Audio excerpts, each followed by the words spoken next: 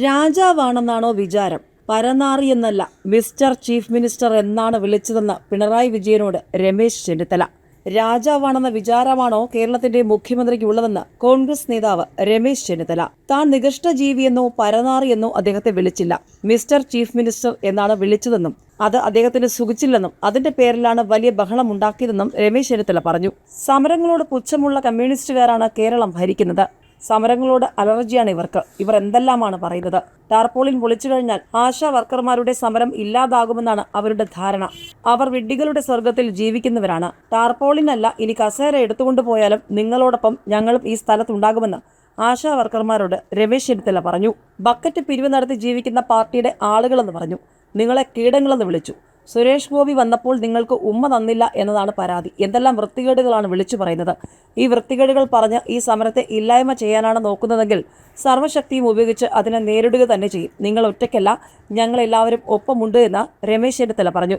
CITUവിന്റെ സമരത്തിലുള്ളത് ആശാ വർക്കർമാരല്ല, തൊഴിലുറപ്പ് തൊഴിലാളികളാണ്. അവരെയെല്ലാം തെറ്റിദ്ധരിപ്പിച്ചു കൊണ്ടുപോയവരാണ്. സമരം ചെയ്യുന്ന എല്ലാവരെയും പിരിച്ചു കളയുമെന്നാണ് ഇപ്പോൾ ഭീഷണി. എത്ര കാലം ഈ ഭീഷണി നിൽക്കും? എത്ര കാലം ഈ നടപടി തുടരും? കേരളത്തിന്റെ ചരിത്രത്തിൽ ഒരു സർക്കാരും കാണിക്കാത്ത നടപടിയാണ് നടന്നുകൊണ്ടിരിക്കുന്നത്. അവിടെ കൊണ്ട് തീർന്നില്ല CPMനുള്ള ചോദ്യങ്ങൾ. പാർട്ടി അംഗങ്ങൾക്ക് ബാർ നടത്താം, മദ്യപിക്കുന്നതിനാണ് തടസ്സമെന്ന് MV ഗോവിന്ദൻ. പാർട്ടി അംഗങ്ങൾക്ക് ബാർ നടത്താമെന്നും മദ്യപിക്കുന്നതിനാണ് തടസ്സമെന്നാണ് CPMന്റെ സംസ്ഥാന സെക്രട്ടറി പറയുന്നത്. ചവറ MLAയുടെ അച്ഛൻ ബാർ നടത്തിയിരുന്നുവെന്നും MV ഗോവിന്ദൻ കൂട്ടിച്ചേർത്തു. സമ്പന്ന കുടുംബാംഗമായിരുന്നു MLAയുടെ അച്ഛൻ. MLA എന്ന ചുമതലയാണ് മകൻ നിർവഹിക്കുന്നത്, ബാറിന്റെ ചുമതലയല്ല. അങ്ങനെ നിരവധി ആളുകൾ ഉണ്ടാകും. ബാർ മുതലാളിമാരുടെ മക്കളൊക്കെ ചിലപ്പോൾ CPMന്റെയും ഇടതുപക്ഷ പ്രസ്ഥാനത്തിന്റെയും DYFIയുടെയും ഒക്കെ ഭാഗമായിട്ടുണ്ടാകാം. അങ്ങനെയാകാൻ പാടില്ലെന്ന് ആരാണ് പറഞ്ഞത്? മദ്യപാനാസക്തിയും മദ്യപിക്കുന്നതും തെറ്റാണെന്നാണ് ഞങ്ങളുടെ ഭരണഘടന തന്നെ പറയുന്നത്. പറഞ്ഞത് നടപ്പിലാക്കും. ഞങ്ങൾ ആ മൂല്യങ്ങൾ ഉയർത്തിപ്പിടിക്കുന്നുണ്ടെന്നും ഗോവിന്ദൻ പറഞ്ഞു. പാലക്കാട് CPM ഭരിക്കുന്ന സഹകരണ ബാങ്കിൽ ക്രമക്കേട്, 85 ലക്ഷത്തിന്റെ നഷ്ടം. CPM ഭരിക്കുന്ന സഹകരണ ബാങ്കിൽ ലക്ഷങ്ങളുടെ ക്രമക്കേട് നടന്നതായി പരാതി. പാലക്കാട് തണ്ണീരങ്കാട് സഹകരണ ബാങ്കിൽ 85 ലക്ഷം രൂപയുടെ നഷ്ടമുണ്ടായതായി ആലത്തൂർ സഹകരണ സംഘം അസിസ്റ്റന്റ് രജിസ്ട്രാറുടെ റിപ്പോർട്ടിൽ പറയുന്നു. ഇതുമായി ബന്ധപ്പെട്ട CPM മുൻ ബ്രാഞ്ച് സെക്രട്ടറി ഉൾപ്പെടെ 4 ജീവനക്കാർക്കെതിരെ കുഴൽമന്ദ പോലീസ് കേസെടുത്തു. CPMന്റെ നയനിലപാടുകൾ നടപ്പാക്കുന്ന സർക്കാരല്ല കേരളത്തിലേതെന്ന് MV ഗോവിന്ദൻ.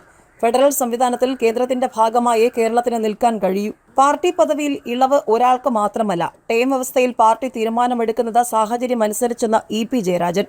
2 മാസത്തിനുള്ളിൽ കൊല്ലപ്പെട്ടത് 70 പേർ. ഒറ്റക്കെട്ടായി ഇറങ്ങണമെന്ന് സർക്കാരിനോട് പോലീസ്.